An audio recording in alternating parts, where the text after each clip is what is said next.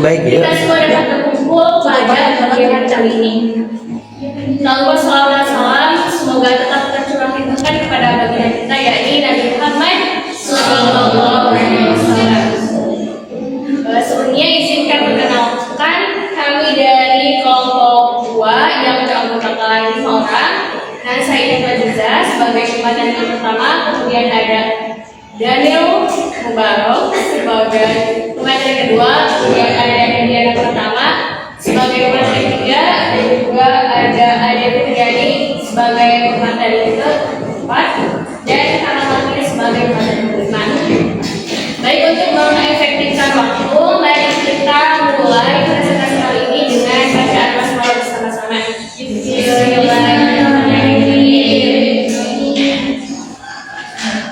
Masuk ke pematerian yang pertama, yaitu mengenai konsep dasar teknologi pendidikan.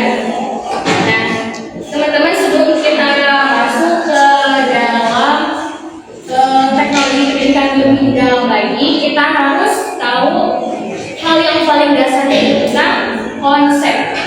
Sebenarnya apa sih konsep itu?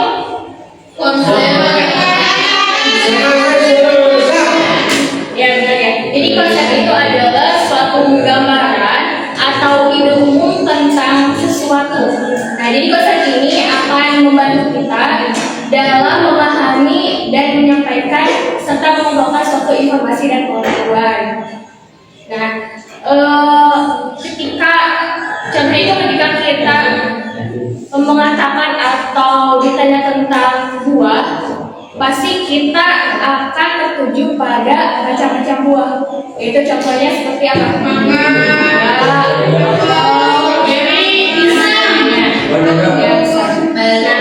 Kenapa kita dapat menyebutkannya buah tersebut? Karena kita telah tahu konsep tentang buah itu sendiri, yaitu suatu yang berasal dari tanaman yang memiliki biji dan bisa dimakan, memiliki rasa juga.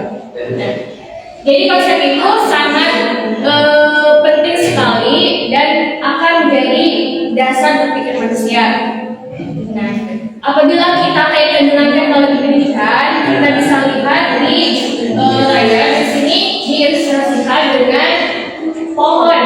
Nah, jadi konsep itu menjadi akan membuat bagaimana jalan arah kita memandang teknologi pendidikan itu sebagai atau bagaimana cara kita itu menggunakannya dalam proses pembelajaran. Nah, menurut para ahli, konsep teknologi pendidikan itu adalah suatu proses merancang, kemudian mengembangkan, menggunakan, dan mengevaluasi sumber belajar agar proses pembelajaran itu dapat berjalan secara efektif.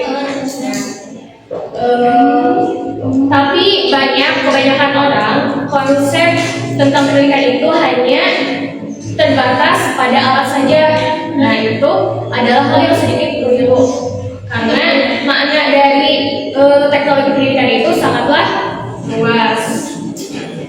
Nah, kali ini teknologi pendidikan itu semakin meningkat seiring berkembangnya zaman. Dulu teknologi pendidikan hanya terfokus pada media saja, yaitu hanya sekadar radio, film, dan sebagainya. Nah, namun sekarang fokusnya itu menekankan pada bagaimana peserta didik itu dapat aktif dalam mencari informasi dan pengetahuan, kemudian dapat mengembangkan serta menyajikan pengetahuan itu menggunakan teknologi. Nah, contohnya ketika ada kelas PAI, nah kita sebagai guru PAI itu tidak hanya ceramah saja dan siswa menulis apa yang disampaikan oleh guru. Nah, namun kita sebagai seorang guru bisa menggunakan berbagai aplikasi pembelajaran interaktif untuk pembelajaran. Nah, contohnya itu seperti kuis, terus apalagi Kahoot dan Google Classroom.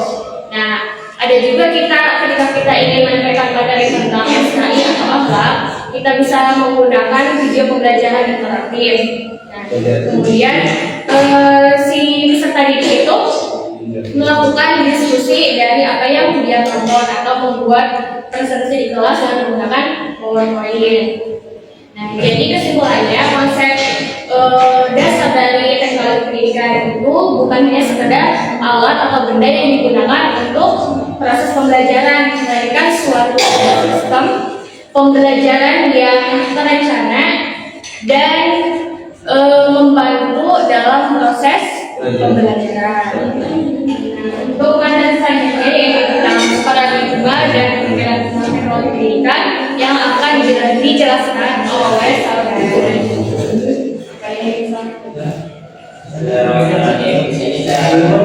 Melanjutkan materi dari saya. Jadi yang saya akan bawakan yaitu rumusan pemikiran dan paradigma teknologi pendidikan. Pemikiran tentang teknologi pendidikan telah mengalami perubahan. Dulu rumusan pemikiran teknologi pendidikan dipahami sebagai penggunaan alat-alat seperti proyektor, radio, atau televisi untuk membantu guru mengajar. Tetapi para ahli menyadari bahwa teknologi pendidikan seharusnya lebih sekedar alat.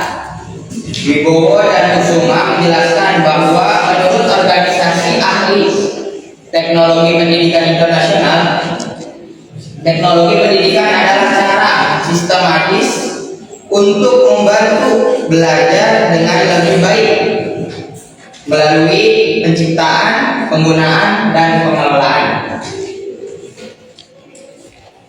dari berbagai sumber yang tepat. Definisi ini menunjukkan bahwa teknologi pendidikan melibatkan proses yang terencana, bukan asal menggunakan teknologi tanpa tujuan yang jelas. Ada beberapa cara pandang yang menjadi dasar pengembangan teknologi pendidikan. Yang pertama yaitu paradigma sistem.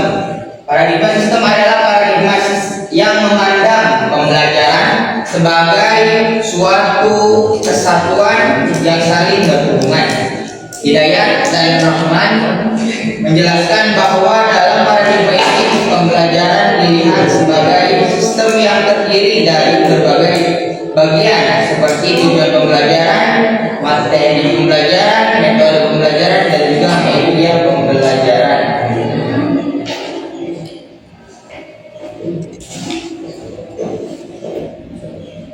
Yang kedua yaitu paradigma komunikasi. Melihat teknologi sebagai alat untuk memperjelas dan mempermudah penyampaian serta antara guru dan siswa.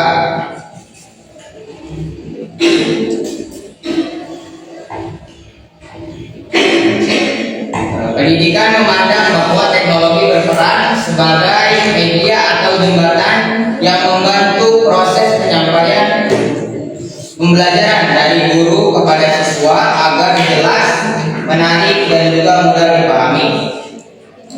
Dalam paradigma ini berfokus pada bagaimana pesan pembelajaran bisa disampaikan dengan efektif melalui berbagai media seperti video, animasi, aplikasi pembelajaran, atau platform digital, sehingga siswa tidak hanya menerima informasi tetapi juga memahami dan meresponnya dengan baik. Yang ketiga yaitu paradigma desain. Paradigma desain adalah pembelajaran yang berfokus pada perancangan pengalaman belajar yang terstruktur dan terukur, mulai dari menganalisis kebutuhan pembelajaran, merancang solusi, mengembangkan materi, dan juga melaksanakan pembelajaran, hingga mengevaluasi hasil pembelajaran. Terus perkembangan teknologi pendidikan juga sangat dipengaruhi oleh teori-teori tentang cara manusia belajar. Fitriani dan Saputra menjelaskan bahwa paradigma konstruktivisme menekankan bahwa siswa bukan sekedar menerima informasi dari guru, tetapi membangun pengetahuannya sendiri melalui pengalaman dan interaksi dengan lingkungan. Oleh karena itu, pengalaman harus dirancang agar siswa bisa bereksplorasi dengan teman apa yang telah dipelajari. Sementara itu, paradigma kognitivisme yaitu memfokuskan pada cara otak memproses informasi, seperti bagaimana kita mengingat, memahami, dan juga memecahkan masalah. Teknologi pendidikan yang baik harus mempertimbangkan kemampuan otak dalam mengolah informasi agar tidak terjadi kesalahan kognitif. Paradigma terbaru adalah kognitivisme yang dikemukakan oleh Siemens yang sangat relevan dengan era menekankan pentingnya kemampuan mengakses, menilai, dan menghubungkan informasi dari berbagai sumber internet. Dalam era informasi yang melimpah ini, kemampuan mencari dan menghubungkan informasi menjadi lebih penting daripada sekedar menghafal fakta. Semua paradigma ini memberikan landasan yang kuat untuk mengembangkan teknologi yang tidak hanya memanfaatkan kemajuan teknologi, tetapi juga memperlihatkan cara terbaik agar siswa dapat belajar dengan efektif dan bermakna. Ya, dari saya menuju pada bagian selanjutnya. Terima kasih kepada saudara Dada yang telah memaparkan materi mengenai usaha pemikiran dan penerapan teknologi pendidikan.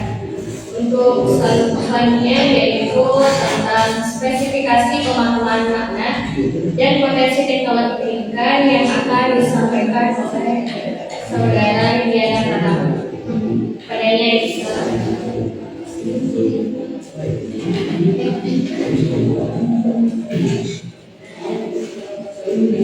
Kita lanjut.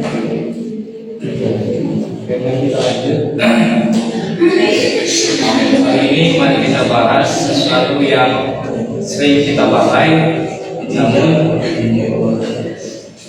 kita bahkan mungkin tidak pernah memahaminya dengan betul. Apa itu teknologi pendidikan? Yang akan saya bahas ialah makna, ruang lingkup, dan potensi. Nah, makna teknologi pendidikan itu bukan urusan ini saja, teman-teman. Kita kadang kalau berpikiran teknologi pendidikan mikirnya so karena komputer, karena laptop, karena HP, betul enggak? Terus kita yang pasti kalinya yang mikir nanti, nah padahal teknologi pendidikan itu jauh lebih daripada itu. Tekpen itu, kita sebut tekpen saja ya, kepanjangan tekpen. Nah, melalui Susanto tadi itu tahun 2022, tekpen itu adalah cara kita mengolah, cara kita merencanakan, cara kita mengembangkan, cara kita menyiapkan, cara kita mengevaluasinya. Semua sumber belajar kita dan cara belajar kita. Jadi teknik itu membuat kita semua dalam proses belajar mengajar menjadi lebih efisien dan lebih efektif. Efektif supaya kita benar-benar paham, efisien supaya gak buang-buang waktu, gak buang-buang tenaga. Jadi kan dibantu sama teknologi, jadi lebih cepat, lebih mudah. Poinnya di sini, tekpen atau teknologi pendidikan itu bukan cuma barang fisik, melainkan prosedur, ide, dan sistem yang bisa bikin teori belajar bisa diterapkan. Nah, ini tujuannya biar guru gampang ajar dan kita mahasiswa gampang jelas pengajarannya. Nah, itu tadi makna. Yang kedua ada ruang lingkup. Ruang lingkup mencakup 5 aspek ya menurut Permainan Mencari tahun 2023. Apa saja? Yang pertama ada perencanaan atau desainnya. Nah, kita merencanakan sistem prosesnya, mendesain materinya, memilih strategi yang pas, dan yang paling penting mengenali siapa yang kita ajak nantinya. Jadi jangan sampai materi kuliah kita ajar di jenjang dasar. Nah yang kedua ada pengembangan, pembuatan. Nah, ini biasanya bikin bagian bikin media biasanya. Dari buku, modul, video, sampai aplikasi interaktif. Intinya kita mengubah ide jadi barang yang bisa dipakai. Nah, yang ketiga pemanfaatan atau penggunaan. Mau didengarkan? Iya. Ya. Yang ketiga pemanfaatan, penggunaan. Fokusnya itu bagaimana kita menggunakan media itu dengan efektif dan menyebabkan inovasi. Bukan secara menyalahkan itu lah, tapi bisa makinan cuma kan kena HP iPhone di kadang-kadangnya cuma bisa makinan, bisa dimanfaatkan. Nah yang keempat pengelolaan atau manajemen. Nah ini urusan di balik layar biasanya. Nah sebelum merencanakan biasanya kita manajer dulu ya. Kalau nggak kebalik ya. Yang keempat itu ya tadi pengelolaan manajemen. Kenapa harus ada manajemen? Biar semuanya berjalan dengan baik, rapi dan teratur. Dan tanpa manajemen yang baik, media sekeren apapun, secanggih apapun, tidak akan ada gunanya. Yang kelima ada evaluasi atau penilaian. Nah, kita menganalisis masalah, mengumpul hasil dan menilai proses belajar dari awal sampai akhir. Nah, ini evaluasi ini penting untuk kita ketahui apakah usaha kita berhasil. Tidak ada perlu revisi. Nah, tadi sudah menunjukkan 3 potensi. Nah, kenapa TKP bisa mengubah dunia pendidikan?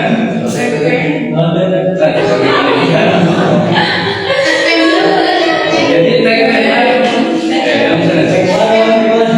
itu punya potensi, punya kekuatan, apalagi zaman sekarang ya serba teknologi. Ini buka potensi, buka kekuatan yang besar untuk meningkatkan kualitas belajar mengajar kita. Nah, di antara potensinya yaitu yang pertama ada bisa memperluas akses. Jadi ada demokrasi pendidikan. Jadi siswa di daerah yang terpencil bisa belajar dengan kualitas yang sama seperti kita ya. Yang kedua ada pembelajaran personal khusus. Nah, siswa bisa belajar sesuai kecepatannya. Kalau dia lambat, sistem akan sabar, dan kalau dia cepat, sistem akan kasih tantangan baru. Jadi TKP di sini adalah sistem pembelajaran yang adaptif, dapat menyesuaikan tingkat kesulitan materi berdasarkan kemajuan masing-masing siswa. Yang ketiga, di antara aspek potensi ya, di antara potensi.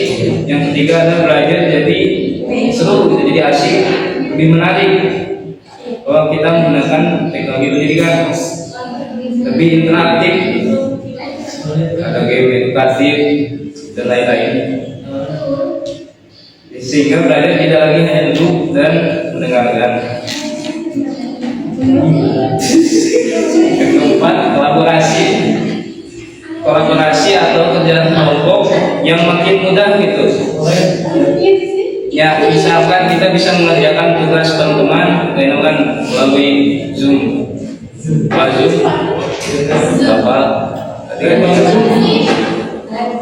Ya, bapak ada yang namanya PSC gitu, mesti nggak enak, beda negara, beda kecamatan, beda RT, beda RW, beda alam. Secara global punya kaya potensi terkuat dari teknologi pendidikan. Nah yang terakhir, mengakses nilai itu lebih cepat ya.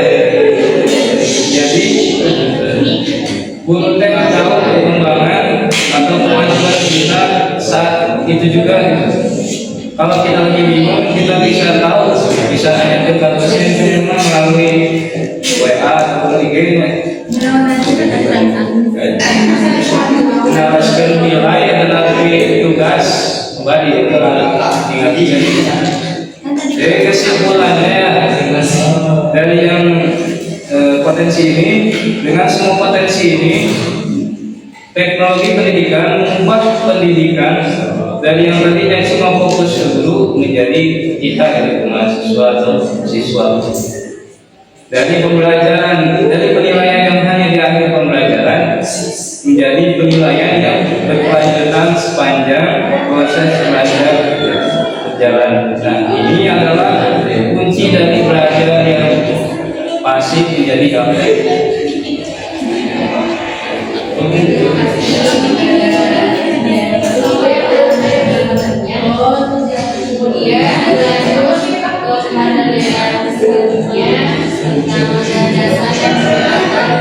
Pembelajaran dalam metode pendidikan yang akan disampaikan oleh banyak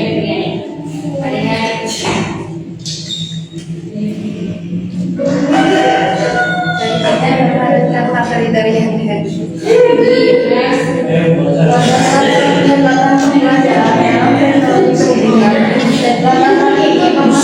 teknologi digunakan dengan nilai humanis sesuai cara manusia belajar dan relevan dengan materi pembelajaran.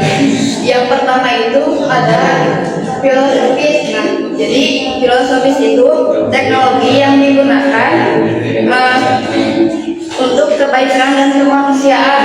Nah, jadi contohnya itu guru memakai aplikasi Zoom untuk tetap bisa mengajar dan berinteraksi dengan siswa saat belajar di rumah supaya hubungan tetap terjaga walaupun jarak jauh. Nah, jadi teknologi filosofis itu jadi teknologi yang digunakan untuk kebaikan dan kemanusiaan.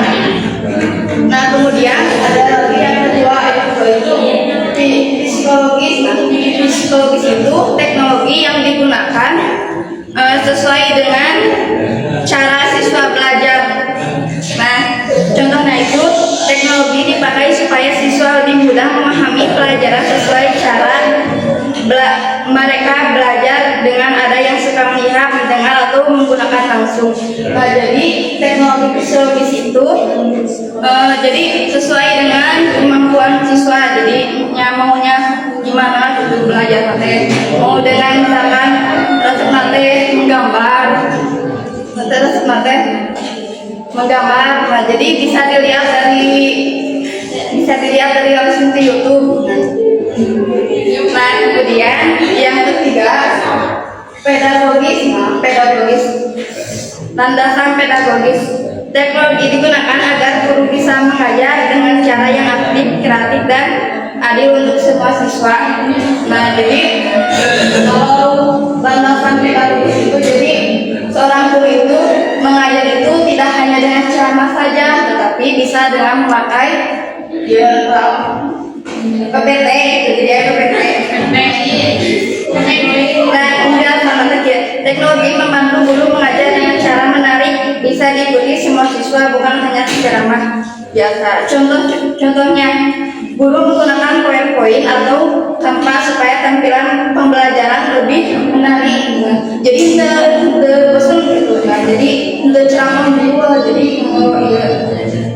PowerPoint. Nah, terus kedua itu guru menggunakan quiz online, misalkan quiz agar siswa aktif dan semangat belajar. Nah, jadi menjelaskan landasan pedagogis itu teknologi yang digunakan dengan cara yang aktif, kreatif. Jadi tidak hanya cara mengumpul gitu. Jadi ayah berperasan gitu. Nah, tetapi dengan menggunakan media, menggunakan HP. Nah, jadi kesimpulannya ya landasan dan pendekatan pembelajaran dan teknologi pendidikan. Landasan filosofis, landasan teknologi yang digunakan untuk kebaikan dan kemanusiaan.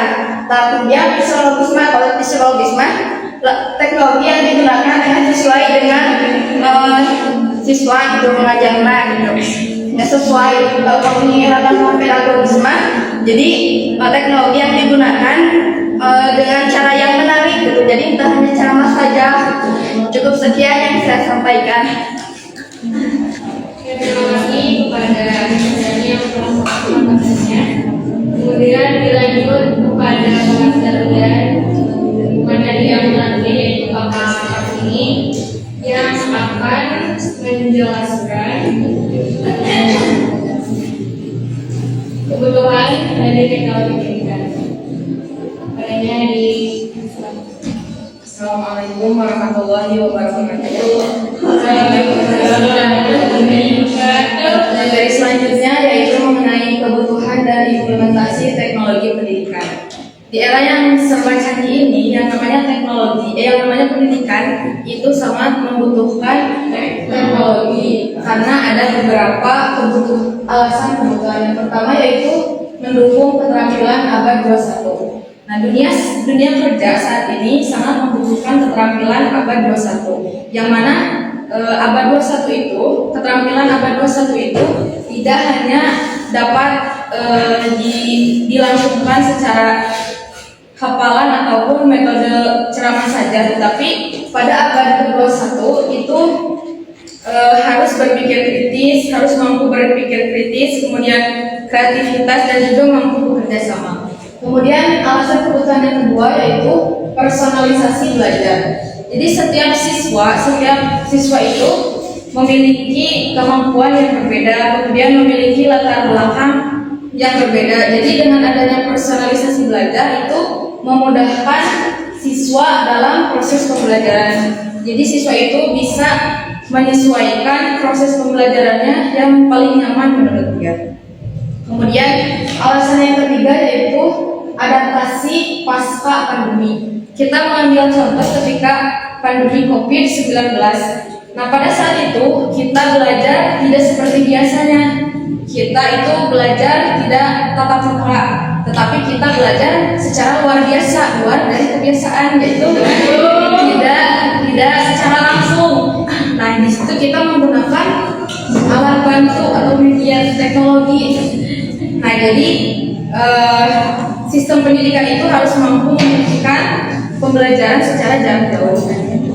Kemudian ada tantangan dalam penerapan teknologi pendidikan. Yang pertama kesenjangan digital. Jadi setiap daerah itu tidak sama, pasti ada yang namanya kesenjangan. Apalagi bagi siswa yang kurang mampu ataupun bagi orang yang dalam keadaan desa terpencil, itu tidak semua memiliki akses teknologi atau akses internet. Jadi kesenjangan digital itu merupakan salah satu tantangan dalam implementasi teknologi. Kemudian yang kedua yaitu kesiapan guru. Nah, jadi masih banyak guru yang belum bisa menggunakan teknologi atau belum bisa mengaplikasikan teknologi. Bahkan ada yang menolak menggunakan teknologi. Jadi yaitu sudah nyaman menggunakan metode pembelajaran yang dahulu. Nah, itu juga merupakan salah satu tantangan dalam penerapan teknologi pendidikan. Kemudian yang ketiga yaitu privasi data. Nah, privasi data itu juga merupakan salah satu tantangan. Data siswa itu data siswa itu adalah hal pribadi. Jangan sampai kita menyalahgunakan data tersebut atau juga membagikannya tanpa izin siswa tersebut. Kemudian yang terakhir yaitu biaya. Nah, ketika kita menggunakan atau menerapkan teknologi di dalam pendidikan, pasti itu ada yang namanya biaya. Yang mana mungkin biaya tersebut tidak sedikit, pasti membutuhkan biaya yang banyak. Contohnya seperti biaya perangkat keras, pembelian teknologi, pembelian laptop, kemudian pembelian komputer dan lain sebagainya. Kemudian biaya perangkat lunaknya, biaya infrastrukturnya dan lain sebagainya. Kemudian implementasi teknologi pendidikan atau penerapan teknologi. Yang pertama bisa dengan LMS atau manajemen sistem seperti Google Classroom. Nah, di dalam Google Classroom itu memungkinkan guru untuk mengatur pembelajaran, kemudian memberikan tugas-tugas, diskusi dan lain sebagainya. Kemudian siswa juga dapat mengakses materi pembelajaran dari guru, kemudian juga mengumpulkan tugas dan lain sebagainya. Kemudian ada virtual reality atau augmented reality. Nah, VR atau AR ini adalah salah satu penerapan teknologi yang mana supaya pembelajaran itu berjalan secara pembelajaran itu dapat berjalan secara imersif, yang mana imersif itu adalah pendekatan pembelajaran yang memungkinkan siswa secara aktif dalam proses pembelajaran yang menggunakan teknologi. Kemudian yang selanjutnya ada gamifikasi dan learning analytics. Gamifikasi itu adalah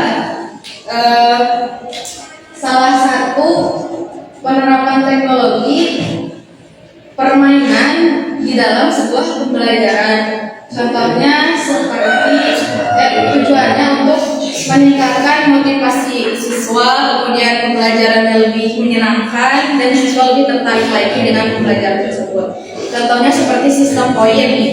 Nah, sistem poin itu seperti ketika murid itu selesai mengumpulkan tugas, nah oleh gurunya diberikan poin. Poin tersebut nanti bisa ditukarkan rewardnya itu bisa dengan nilai tambahan ataupun yang lainnya. Kemudian ada mobile learning. Mobile learning itu memungkinkan siswa belajar kapan saja dan di mana saja melalui smartphone mereka, mendukung konsep belajar sepanjang hayat. Mungkin sekian yang bisa saya sampaikan. Wassalamualaikum.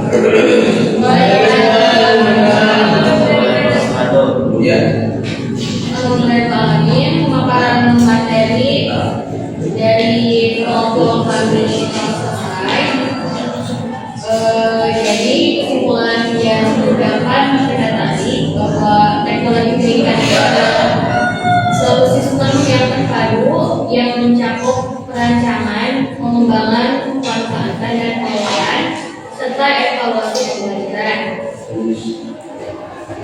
Landasan filosofis dalam pendidikan itu terdiri dari landasan filosofis, psikologis dan pedagogis yang menjadi dasar dalam penerapan teknologi yang berorientasi pada nilai kemanusiaan. Fokus selanjutnya yaitu kami memberikan kesempatan pada teman-teman yang ingin bertanya, silakan untuk mengangkat tangan. Kenalkan ini dari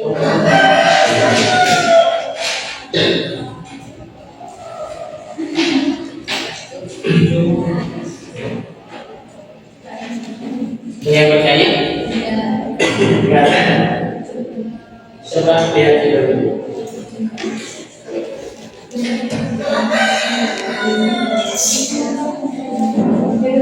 Ya dulu.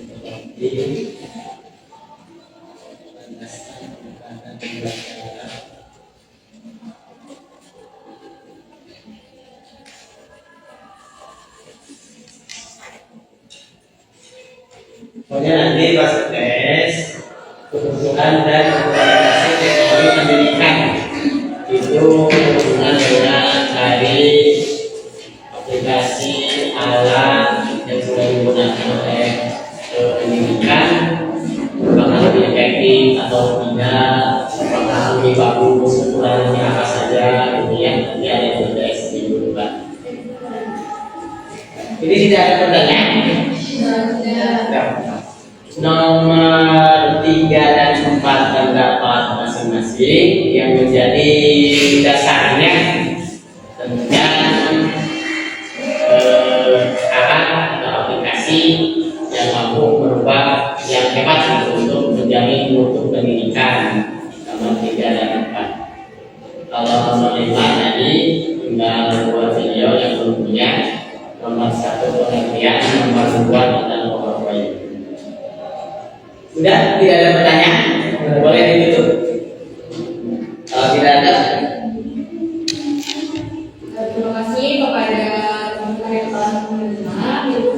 Semoga apa yang kami sampaikan dapat bermanfaat, khususnya dari kita dan dunia.